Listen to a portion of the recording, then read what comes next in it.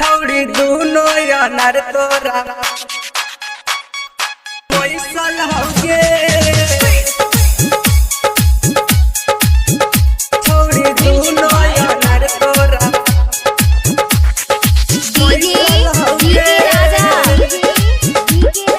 music बाहर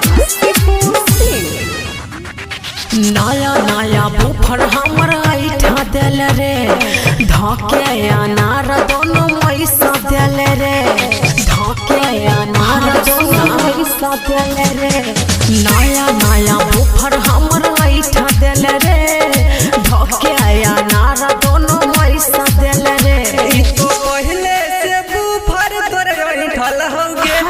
तो पहले से बुफर तोर ऐठल होगे छौड़ी दूनो यार तोरा पैसा होगे छौड़ी दूनो यार तोरा पैसा होगे छौड़ी दूनो यार तोरा पैसा होगे छौड़ी दूनो यार तोरा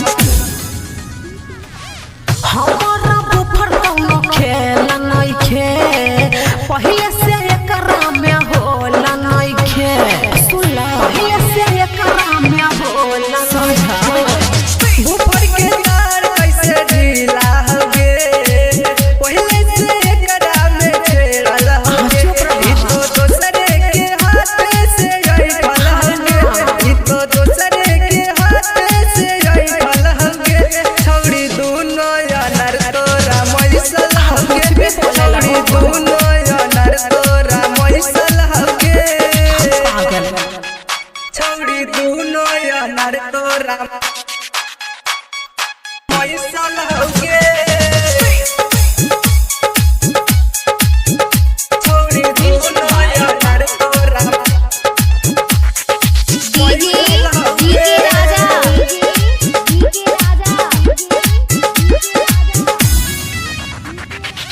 छोटू बेदर्दिया चंदना जी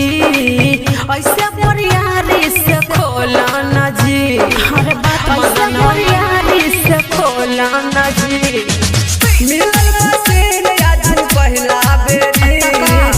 अखिलेश दीवाना से खोलवावल करी दोसे हमरा नचे सब बैठल होगे दोसे हमरा नचे सब बैठल होगे छौड़ी दूनो यार तोरा मैसल होगे छौड़ी दूनो यार तोरा मैसल होगे नया नया बुफर हमर ऐठा दिल रे धके अनार दोनों पैसा दिल रे धके अनार दोनों पैसा दिल रे नया नया बुफर हमर ऐठा दिल रे धके अनार दोनों पैसा दिल रे ई तो पहले से बुफर तोर ऐठल होगे ई तो पहले